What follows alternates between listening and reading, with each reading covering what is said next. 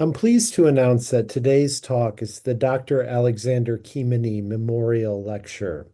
Like so many of our speakers this semester, it is impossible for me to do justice to Kimenyi's many accomplishments in a brief introduction.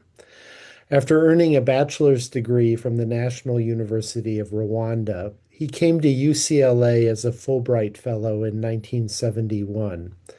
When he finished his PhD in linguistics, he was offered an appointment at MIT, home of Noam Chomsky. Dr. Kimenyi declined that offer to accept a position at Sacramento State. Over the course of an illustrious scholarly career, Dr. Kimenyi published 6 books in 59 book chapters or articles. He was a visiting lecturer at Stanford, Berkeley, Yale, Harvard, and MIT. In 2004, the San Francisco Chronicle named Kimenyi the most prominent Rwandan residing in the United States. At Sacramento State University, he won the Exceptional Professional Merit Award, the Outstanding Scholarly Achievement Award, the John C. Livingston Distinguished Faculty Lecturer Award, and in 2010, an award for outstanding achievement and contributions to the university and the world. Kimenyi was a scholarly giant who could have made his professional home at any university in the world. It is a testament to our sister campus, Sacramento State, and to the California State University system that he chose us as his home. Dr. Kimenyi lost most of his immediate family, including his parents and some siblings, in the 1994 genocide of the Tutsi. Dr. Kimenyi died in 2010 in Sacramento. Today's lecture not only honors his memory, but serves as a reminder that scholarship is an ethical calling. Our speaker today is Ambassador Mathilde Mukantabana, who is joining us from Washington, D.C. Ambassador Mukantabana was married to Alexander Kimenyi. She serves as Ambassador Extraordinary and Plenipotentiary of the Republic of Rwanda to the United States, and as non-resident ambassador to Mexico, Brazil, and Argentina. Prior to her diplomatic career, Ambassador Mukantabana was professor of history at Sacramento State University and lecturer of social work at the National University of Rwanda. Ambassador Mukantabana has won numerous international and national awards, various keys to cities, and honorary degrees.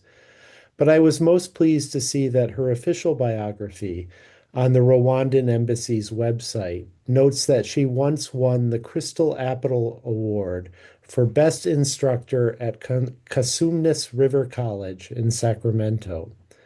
We are honored to welcome Ambassador Mukantabana to our Zoom podium today. April 7, 1994, and it lasted for about 3 months. And usually the month of April in Rwanda, to understand the importance of this, it's a month usually known as a month of prosperity. They call it Mata. Mata in Kinyarwanda means milk. And for us, milk means life. But in our collective memory as Rwandans, it has become a season of blood and immeasurable loss. And just to give you one idea before I go into history briefly, is that between the second week of April and the third week of May, nearly 3/4 of the Tutsi population fell victim to the genocide. And this was everyone, the elderly, the children, people with disability. There was no safe haven, nothing was sacred. Churches became the burial ground.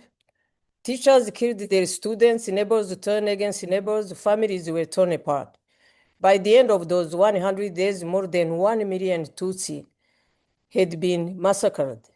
There are times when about 10,000 of people were dying every day. So when we talk about memory, this is a part of our recovery. So the theme of the commemoration is remember, unite, and renew. And I have a very brief PowerPoint that I'm going to go over. where you can see what the memory entails. The memory starts with our history in Rwanda. The roots of division started with what we call colonial rule, and I'm not going to teach the whole class about colonialism. You've probably studied it in your high school. But the pre-colonial Rwanda, Hutu, Tutsi, and Twa, that are the three major groups, were coexisted very well as social categories, sharing language, that is Kinyarwanda, same culture and identity as Banyarwanda.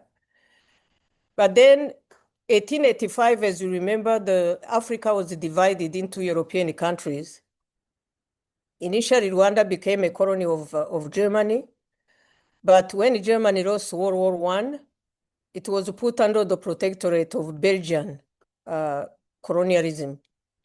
And when Belgium came, starting with the 1930s, they institutionalized racial hierarchy, what they call the Hamitic hypothesis, that was ranking people, Black people, in terms of categories, looking at the superior ones versus the inferior ones, was introduced in Rwanda, and that's when identity cards, like the one I put there, was instituted. So people put on the ID your tribal classification, or what they call ethnic classification. Most of us who lost their parents were classified as Tutsi, were Tutsi, and eventually those two categories really determine who could be killed and who could die. But also pseudoscience was used, like the nose measurements you are looking at here, that people were different in terms of scar, in terms of the nose, whether it was too long or too short, the height, and so on and so forth. This is, if you look at this ID card, it has a very strong meaning for us, like the older generation, because most young people now in Rwanda don't carry the same ID card, but I did. And this, I threw it away when I was running away from my country when I was 13, going to Burundi. Because having that kind of, the name and then putting the ethnic group could really make you killed on the roadblock. So, but at the same time, just in passing, after we tore down those ID cards, when we got to Burundi, we had another problem, another existential problem, because we didn't have any other identity, meaning that no one knew where we were coming from. We had to establish who we are. So most of us had to go back to the same country to get the baptism type of identity to be able to move around and to do stuff. One funny incident happened when I was trying to get ID by the High Commissioner for Refugees in Burundi. And a friend who couldn't get his own identification borrowed my ID. So we became twins without knowing each other because he didn't know when he was born. So what I'm saying, that was really the reality of the so-called identification that came into our lives. So colonial rule was the beginning of that because they put people in categories that didn't exist prior to that. There was a social mobility prior to that, people intermarried, and so on and so forth. After that, we went into when colonialism ended. When colonialism ended, and maybe Bonnet can move, the road to genocide started. A few years that I put here, you don't need to read, but in 1923, there was ethnic classification, 1931, mandatory ID card, 53 to 56, there were ethnic elections. Based on ethnicity, you couldn't vote for anybody else who was not from your ethnic group. 1959, what they call Hutu Revolution. So it was the beginning of the mass massacres against the Tutsi because the Hutus, who were the majority during this time, started to burn, to kill Tutsi, and the first road to exile started for the Tutsis in Rwanda, 1959. So 1962, Rwanda became independent from Belgium, but there were full-blown massacres that sent too many people into exile, especially in neighboring countries like Uganda, Tanzania, Burundi, and then some of them to French-speaking countries because we were coming from a Francophone country. So some of them going to Belgium and other places. 1973, there was a coup against the first president, but this one really codified, the one called Habyarimana. He brought a movement that was just for the Hutus. And the Tutsis were kicked out. The few Tutsis who were in government were kicked out. And this is the time when even the ones who were in boarding school, like us, who were 13, 12, were also taken out of schools. And we took the road to exile. So by the time genocide happened, 1994, it was a conclusion to what had been taking place for a long time prior to that.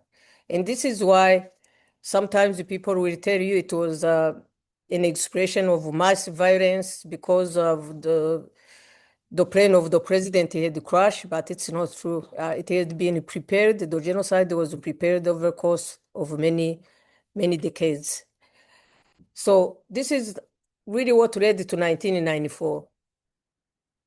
So 94, the genocide happened. As I told you, over the course of 100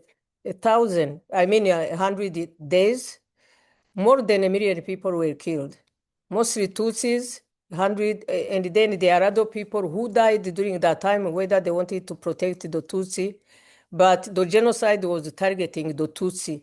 This is why we place much importance in a true denomination of what took place. It's not Rwanda genocide. It's not Rwandan genocide. It's the genocide against the Tutsi in Rwanda. And for us, it's a very important thing to be able to underscore, because for people, they believe, okay, it's very difficult to say, but without naming, Rwandans always will go into historical amnesia of what happened. So for us, it's about facing that past to be able to move forward as one people. Because also you understand that after 1994, as a nation, we chose to remain together. That's why the second part of the theme is unite. It was very, very difficult to come together as a people after mass killings such as the ones you see. But there's one thing that we have to understand. When people were coming in,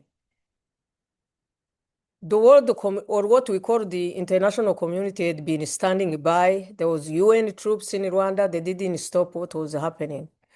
Big nations didn't stop what was happening, even though it was under broad daylight and they knew. So it's the Rwandans themselves who stopped the genocide. But by stopping the genocide, also it came with responsibility. We need to build a new nation. And the new nation is not the one that is going to look at just the good people, the bad people, and then we separate them, because separation had been one of the worst before our country.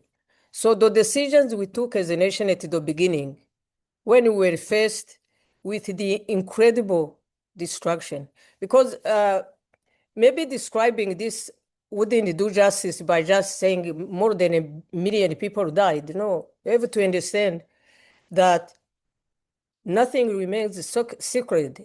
Many churches, you had 20,000 people buried because the people wrongly answered the call of their priest or their pastor, who said, if you come to church, we are going to protect you. But these are the same individuals who called the militias or who threw the grenades against those people. So after the genocide, it was extremely difficult to trust anybody, because if you couldn't even trust your government, because it was a government of the time that really started this war madness, you couldn't trust even your church, because about 90% or more were Christians in our country. You couldn't trust even sometimes your family, because within the same family who had intermarried, sometimes one side will kill the other side. So we were lost and left with no symbols you could appeal to. There was no roadmap to recover from a genocide. So one thing that we did, and that saved our nation, number one, was as soon as they stopped the genocide, we went back to what we call homegrown solutions, to go back to what used to unite Rwandans prior to the colonialism, prior to many different things.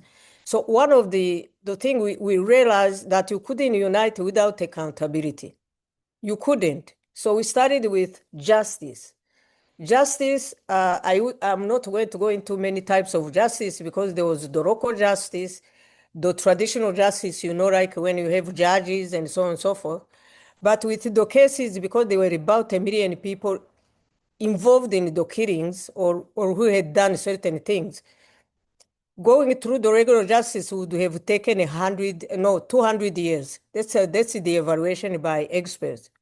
So the second was the international tribunal that was done by the UN to try the masterminds of genocide, like the big political people who had really engineered the genocide in Rwanda, and those were judged there. And then but all this stuff couldn't even start touching on the majority of the people who have killed. Some individuals, they had killed 50 people.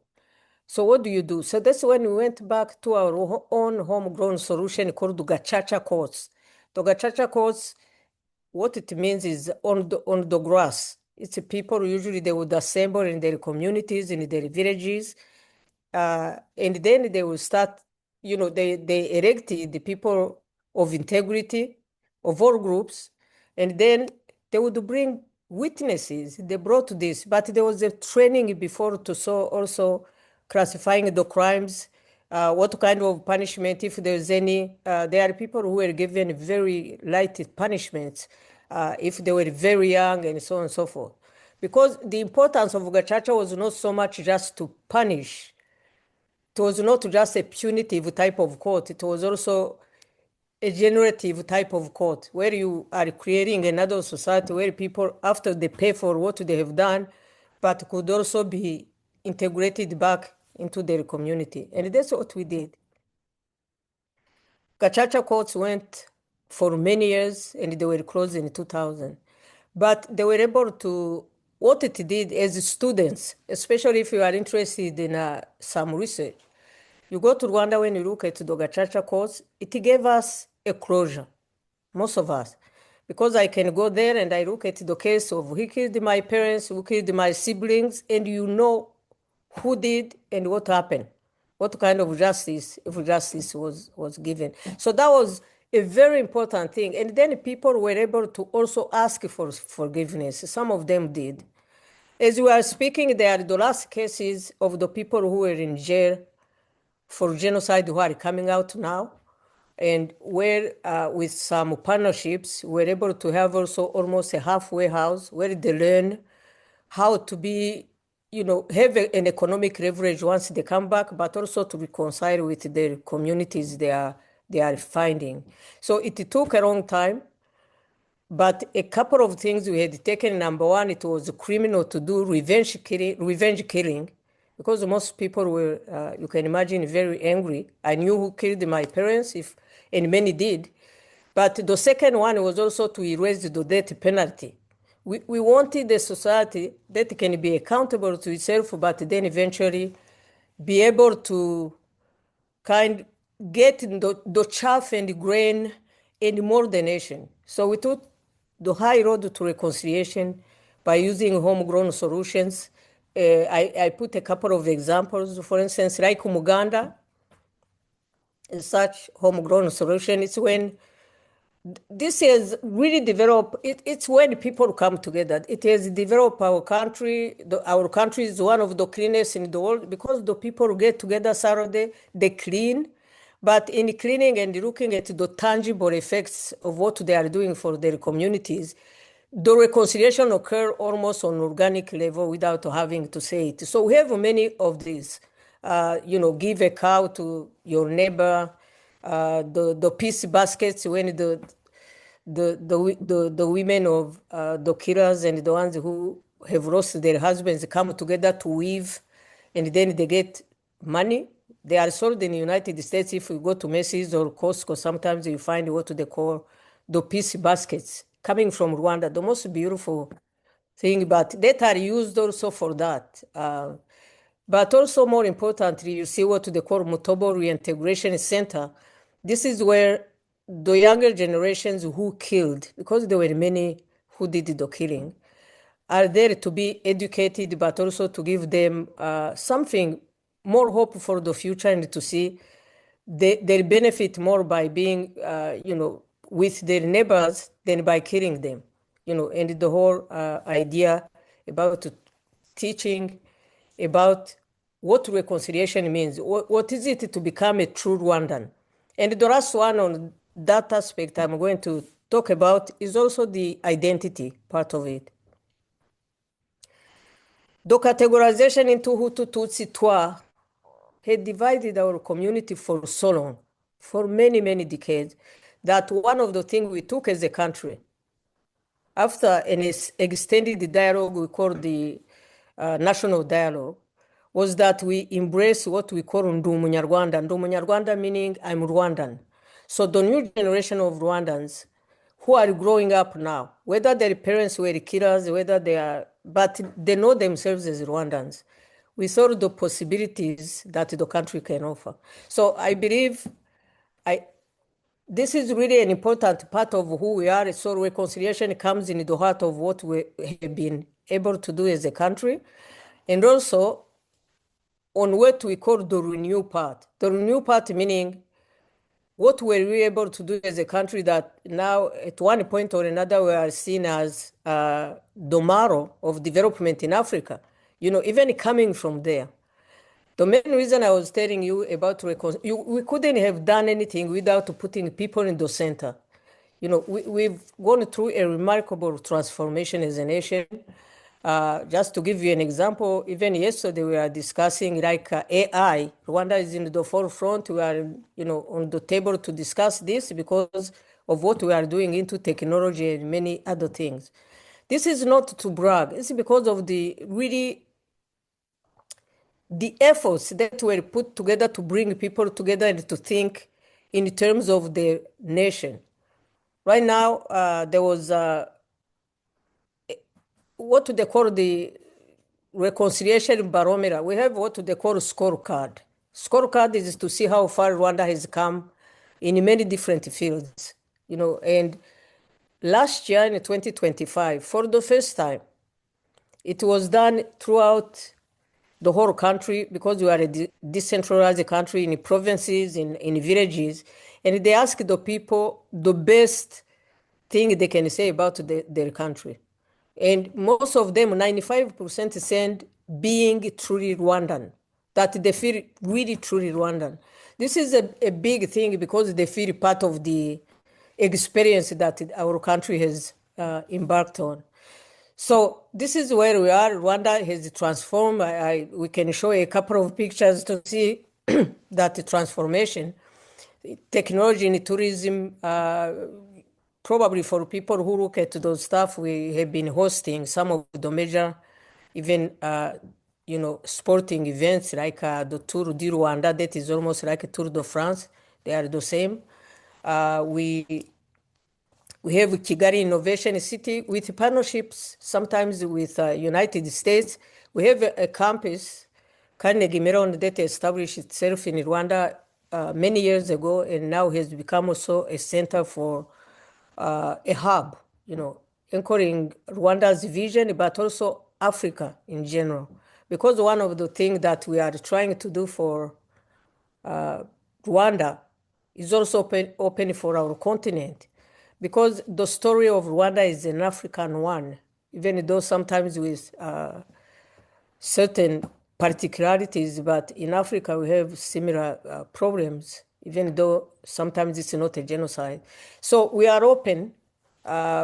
Whatever we do in Rwanda, whether it's the Innovation City, as we speak, we have what they call the CEO Forum that is calling international people from US, from Africa, the whole continent of Africa. Many presidents are in Rwanda because we believe in partnerships, in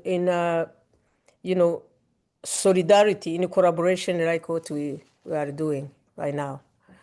So, but more importantly, maybe because I would like to show a brief video I want to finish by saying the evolution of this and what is important for us.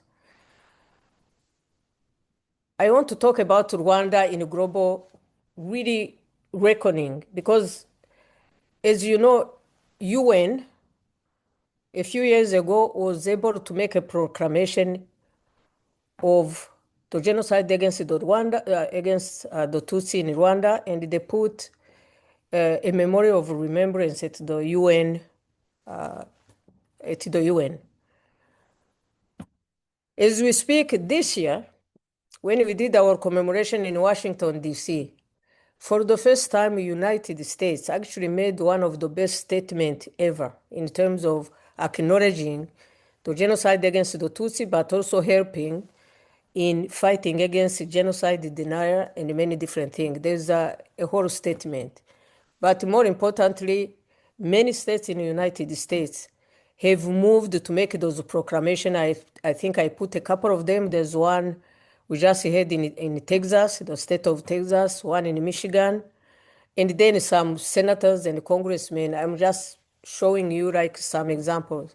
And I'm extremely happy that as we are speaking, it is California State University, Sacramento, that has been also a major partner.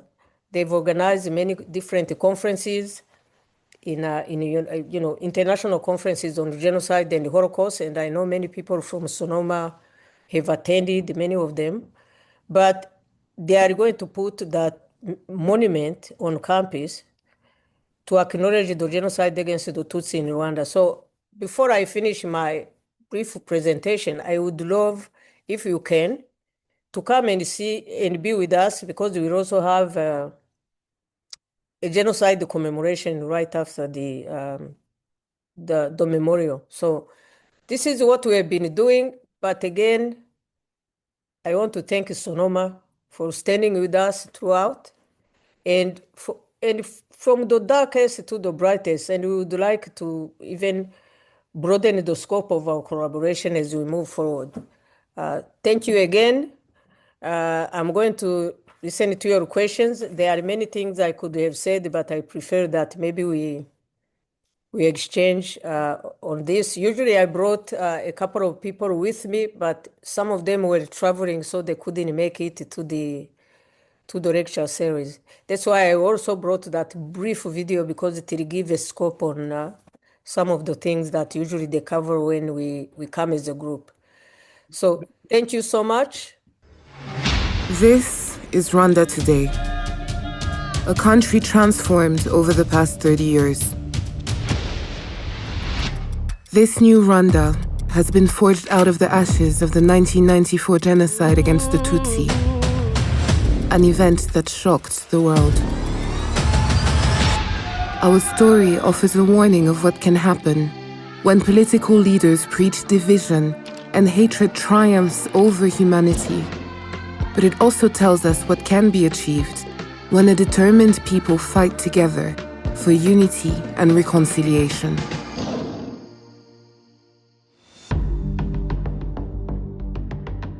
This new Rwanda has been forged out of the ashes of the 1994 genocide against the Tutsi, an event that shocked the world. Our story offers a warning of what can happen when political leaders preach division and hatred triumphs over humanity. But it also tells us what can be achieved when a determined people fight together. This is our journey, told by those who have traveled together as we have moved from despair to hope.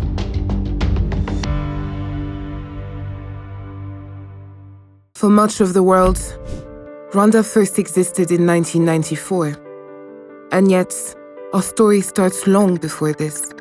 Before colonialism, Rwandans had a rich culture, one language, and the people were united around their own organic form of governance.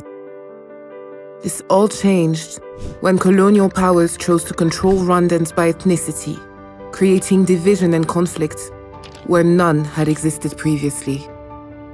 This division grew into hatred and violence, culminating in the genocide against the Tutsi, where over 1 million people were murdered in 100 days.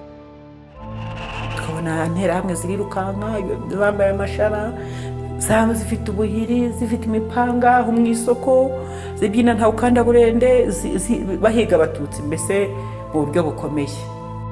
Maze kubona bikomeye abantu batwika abantu barya inka abantu batemagurana za bariyeri bazishyizeho yewe n'abana na madamu tujya kwa databukwe bari bafite imbaraga nyinshi. Abo bana rero bahamaze iminsi mike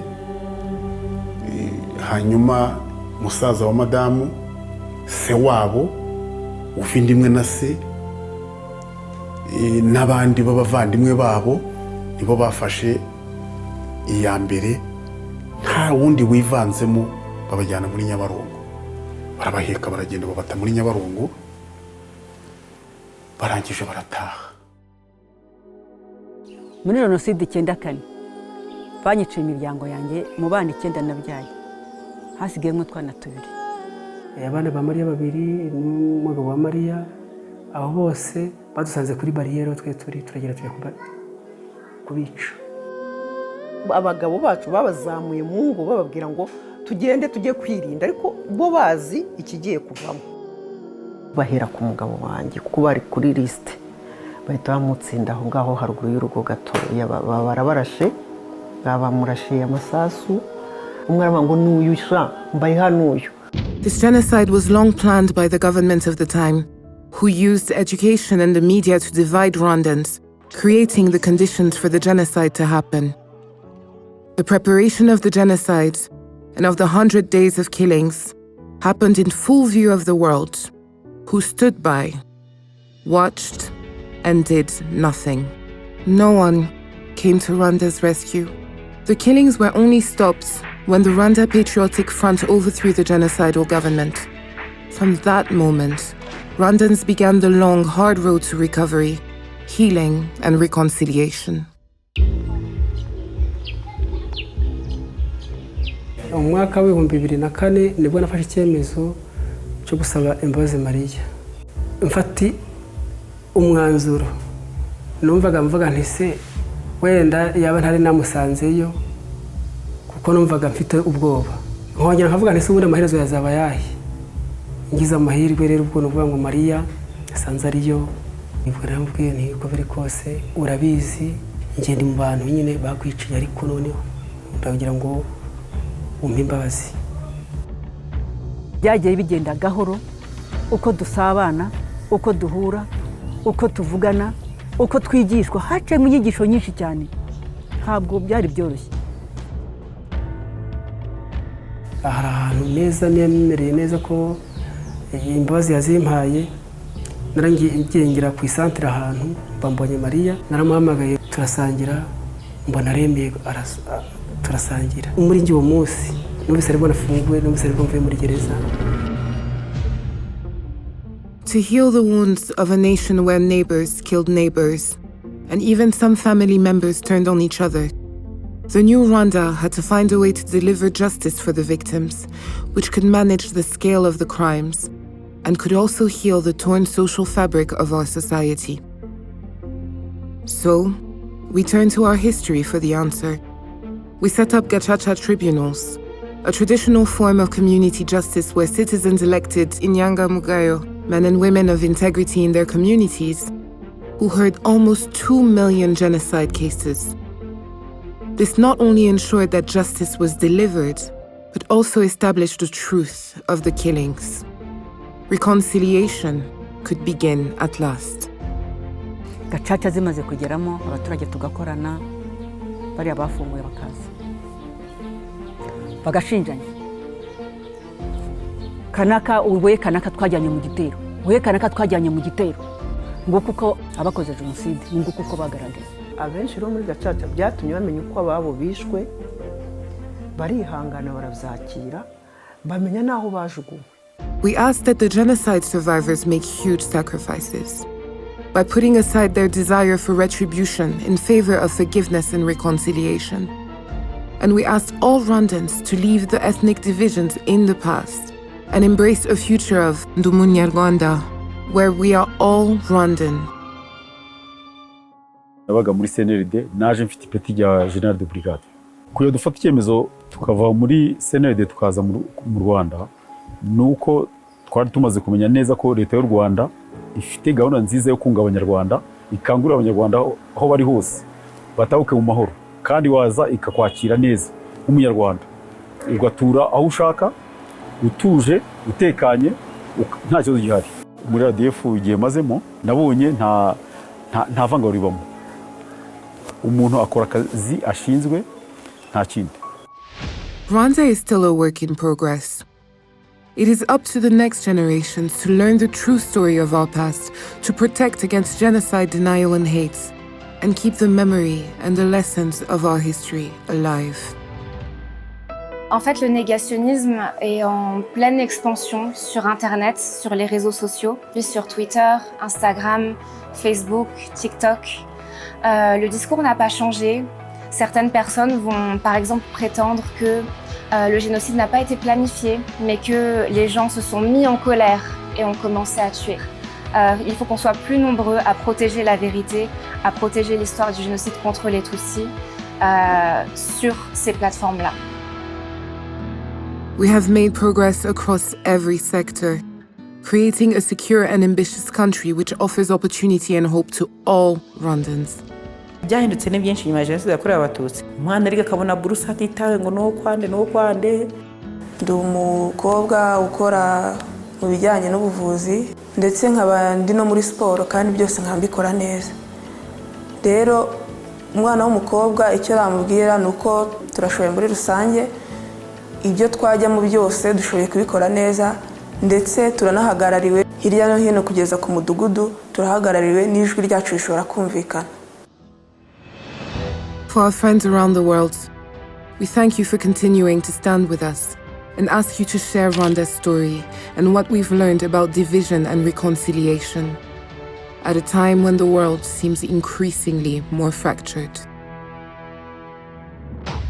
Rwanda's experience is one of unimaginable loss, but it is also the story of a people determined, of resilience, of sacrifice, and of rebirth. Rwanda today is proof that out of the depths of despair can come great hope.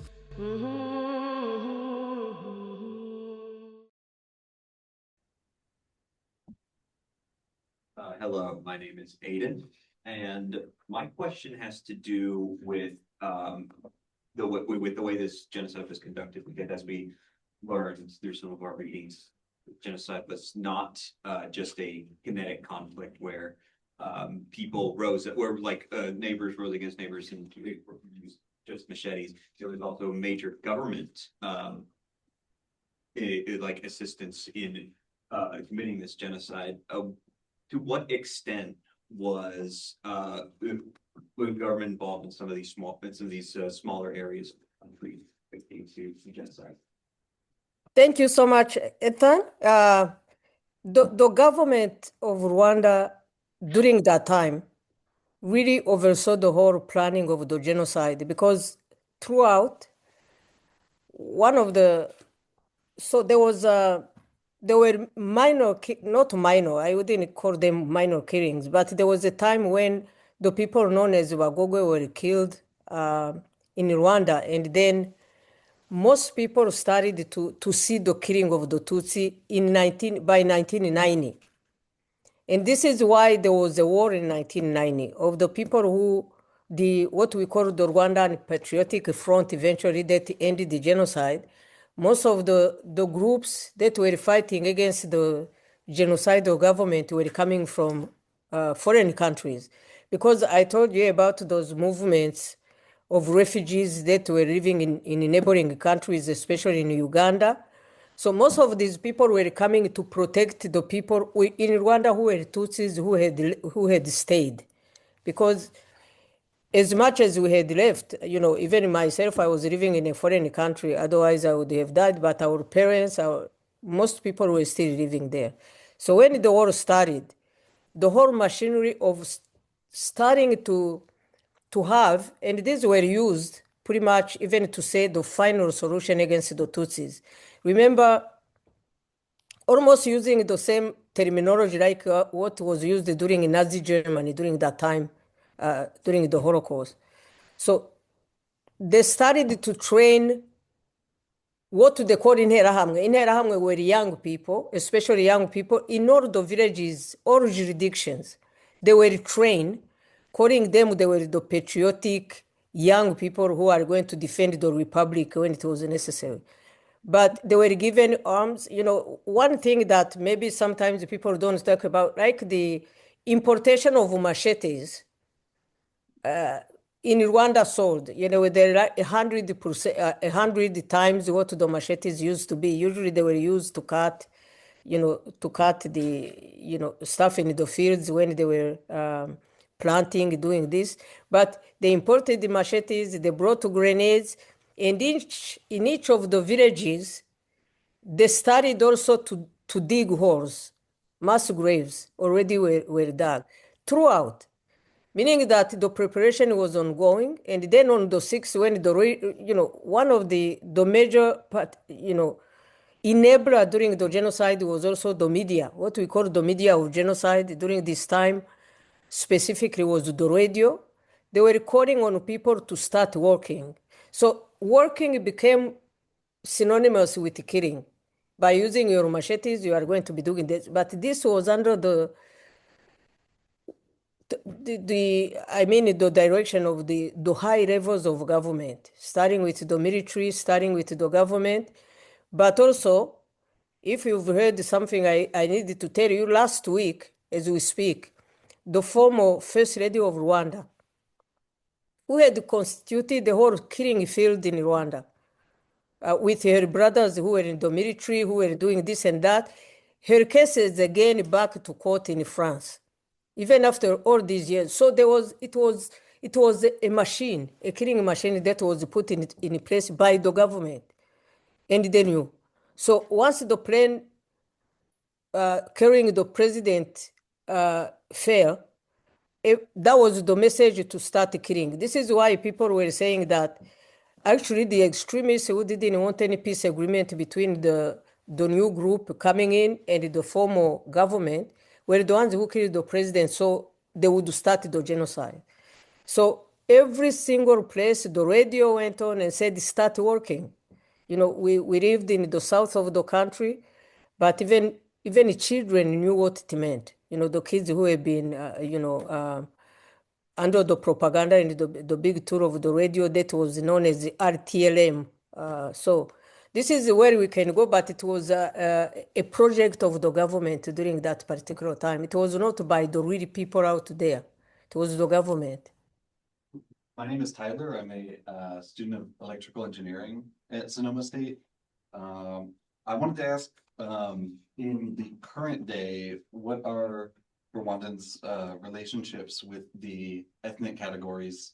And is this like an ongoing issue that like people are using these categories or attaching other meanings to these categories like still currently?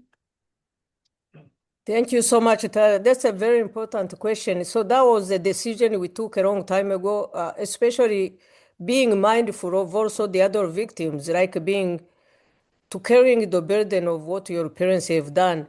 We embraced one ethnic identity, not even ethnic, one national identity that is Rwandan.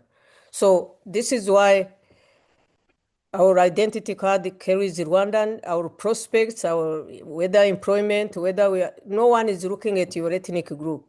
If you keep it, it's because of our history and we know who we were during that time, but really in Rwanda that doesn't have anything to be accepted as something you use. It's no longer used in the country. And that is part of this. When they say Ndi Umunyarwanda, I'm Rwandan, it really took away, especially for the younger generation.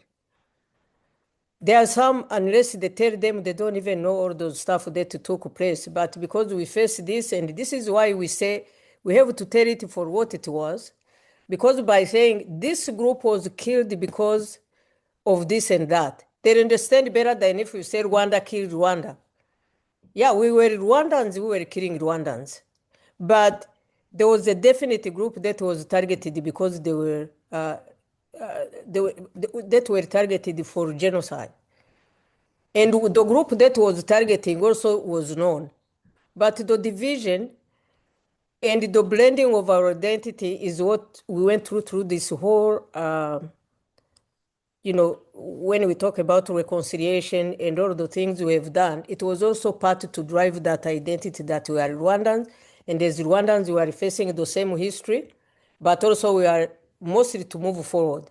It's for the generation of tomorrow. So we don't say Hutu or Tutsi in Rwanda. We say Rwandan. Hello, my name is Megan, and I was wondering, when the radio was used to say that it was working, was this an attempt to perform preemptive denialism about the genocide? Or was there sort of like a national Hutu pride that it acknowledged the killing besides some of these less impactful words that were used? They were using, no, thank you. The radio was very intense because they were not only to advertise about the killings and so on and so forth, but also to tell people where they were hiding. Because the radio was, it's like today's social media, you can actually tell people in real time where they are and you can exchange. But during that time, the radio was central to Rwanda's life. There were a few who had the television, but most people were really on the radio at all times. So that radio called RTLM was used as a tool. And by the way, let me tell you, it was also among the things that were tried in Arusha, Tanzania, under the International Tribunal. The UN had put there, because the weapon of genocide, the biggest one was the media. So that was that. It was very specific. And the other thing was that also there was a huge discussion here. If you go back to the records of President Clinton during that time, there was a big discussion at the White House and many people saying, can we jam that radio? That was, for instance, the discussion that was taking place in 1994. But people, again, just like today when we talk about where does the so-called, freedom of speech goes, and then intent to kill go, where is the limit? During that time, there were people who were saying this is freedom of speech, the radio is not going to kill people, but other people knew very well that radio was as bad as a machete, if not even worse, because they were telling people where the work still needed to happen. And the work was to cut the necks of the Tutsis. That was, people knew the work.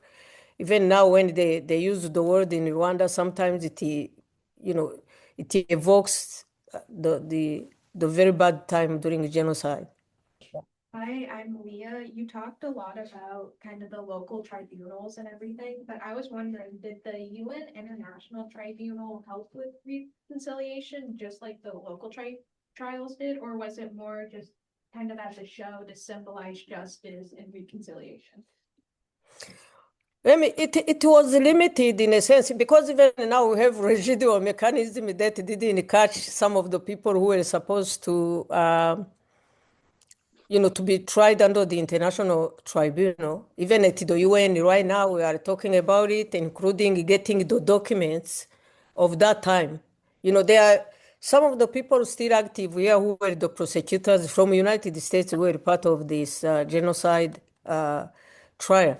So, on one hand, it was limited. It was very costly, billions of dollars, but they tried, I think, very few cases, the ones who, but I wouldn't also, but also there was it was extremely useful in a sense, because at the International Tribunal are the first ones in a case called the Kayesu case, who was a mayor of a place in Rwanda, that established that this genocide was indeed a genocide against the Tutsi. That's where it was established, within the International Tribunal. Even though the international community took a long time to be able to say it, like what I was telling you, even US, they just did it recently. But what I'm saying, at least within that International Tribunal, they had established that truth, that yes, this was indeed the genocide against the Tutsi. The second thing that came out of it was more really an important point was also that rape was seen as a genocide, part of genocide. Because to convict those people, including the guy called Akayes, who was the mayor of a place. Many women who were very brave, they even come here, sometimes they were in Texas, and maybe one time they come and testify. They went to Arusha, Tanzania, where the International Tribunal was set, and they were able to face these people, even though there was much intimidation, but they were able to establish without any question that actually the rape took place throughout during the genocide, especially against young girls or women were in many jurisdictions. So that was a very important thing that is now part of the genocide definition as we take it.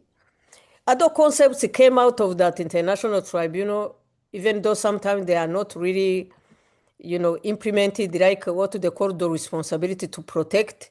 Those are the things that came out of that international one. So I wouldn't say it was not useful, but it scrapped the surface. But it established certain concepts that we wouldn't have had if we didn't have that international court. Hi, I'm Paul. I'm curious about the reparations that were given to the Tutsi after the genocide, and kind of speak a little bit more on that, please. Thank you. About the reparation, so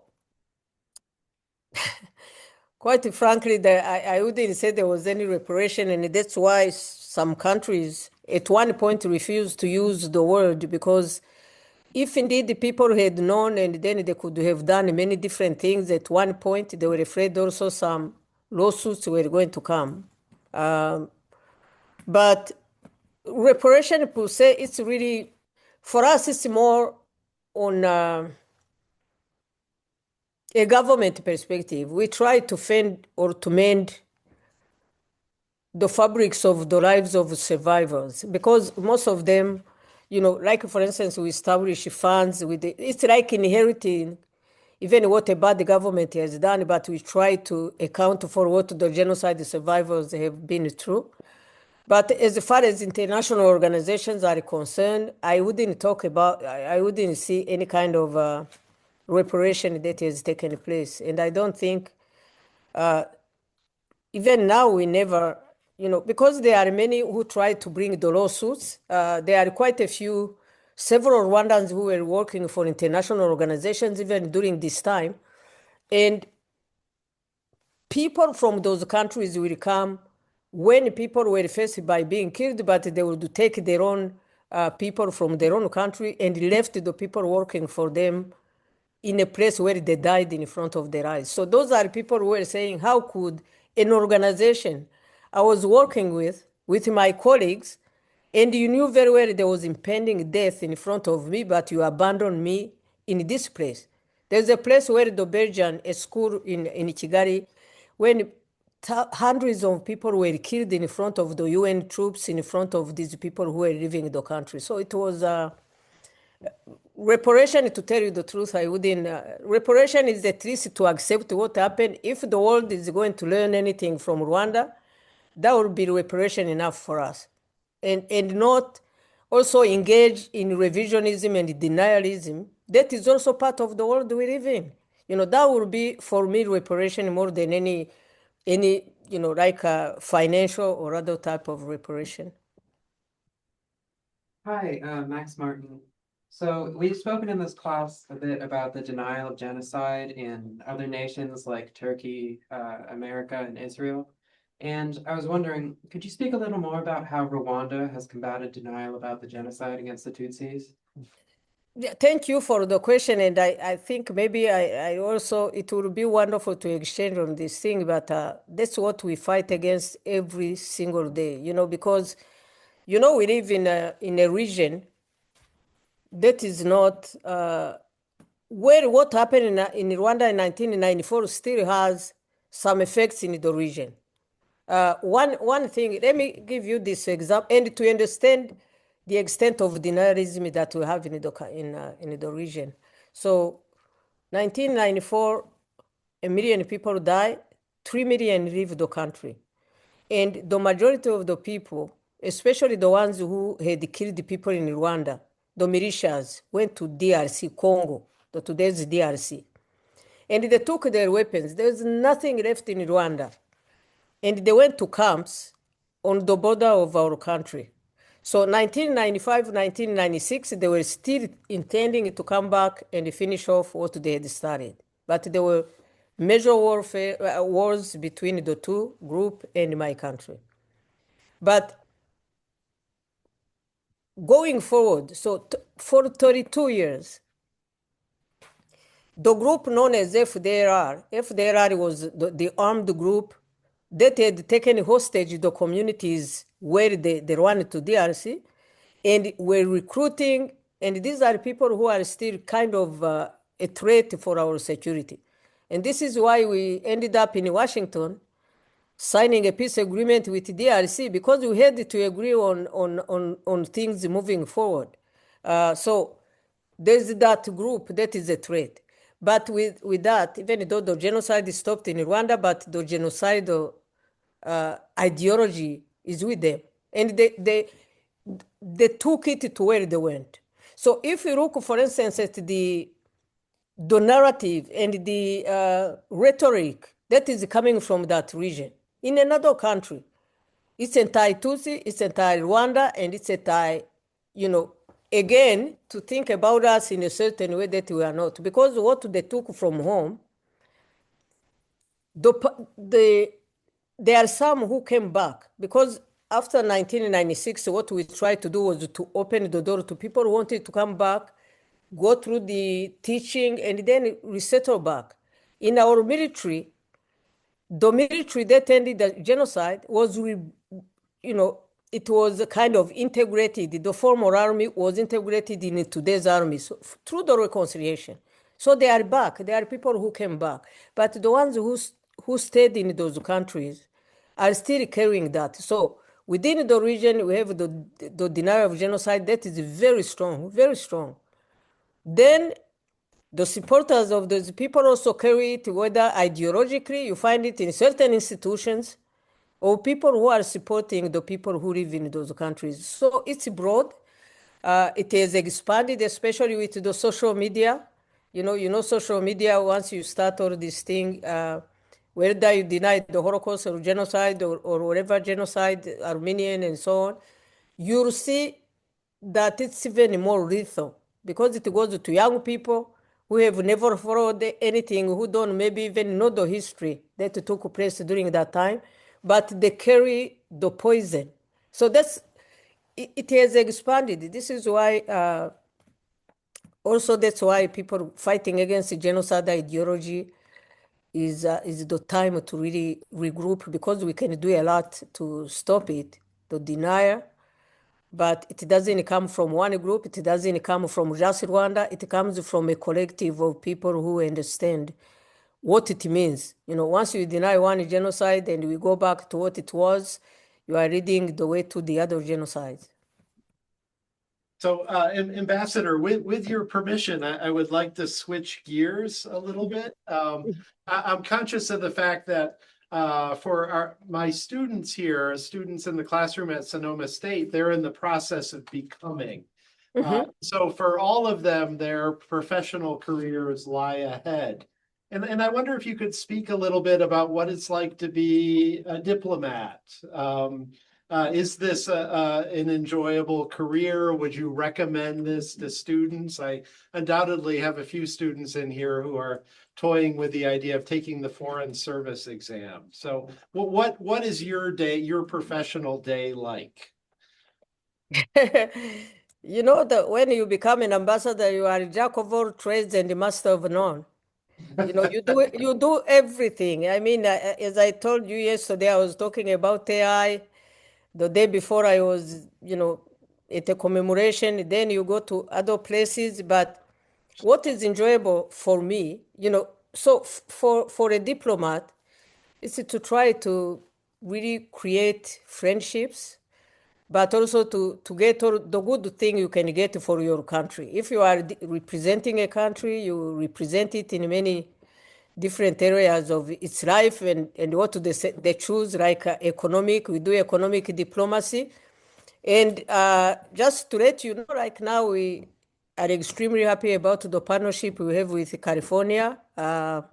We just sign with the Clippers and the Rams in what we call a visit Rwanda thing. So and when we come to a school like this, something that I enjoy even more than anything, my engagement with institutions that I engage much more. I think I have been to all schools on the East Coast, but also other schools, is really the exchange with young people and the people who are also, who can bring ideas. Because at the end of the day,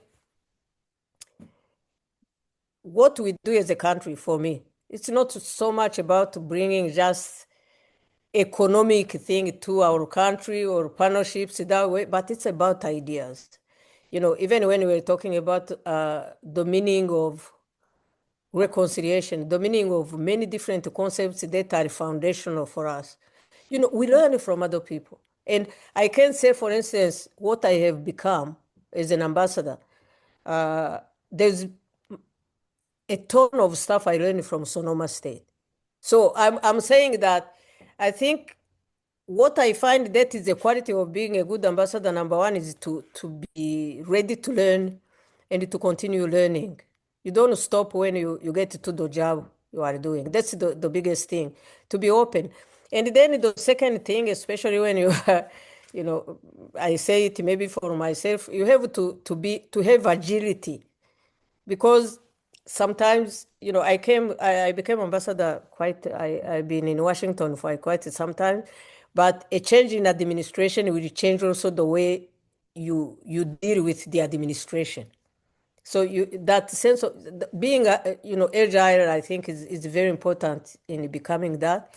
More importantly, it's really about curiosity, because it's about knowing other people. I don't see anyone who is just like a narcissist being a good ambassador, because you have to be open to other people and ideas and many other things. But more importantly, I really believe it's a good field where people should engage more in, because it's not just about diplomacy. Has many aspects, many different aspects of diplomacy, and you can select one that can be fitting. But I have also to say, even if you are in business, you have to be a good diplomat to get good business partners. So I believe it's really a combination of many different things that you can do. I think that's how I can maybe see what to address it.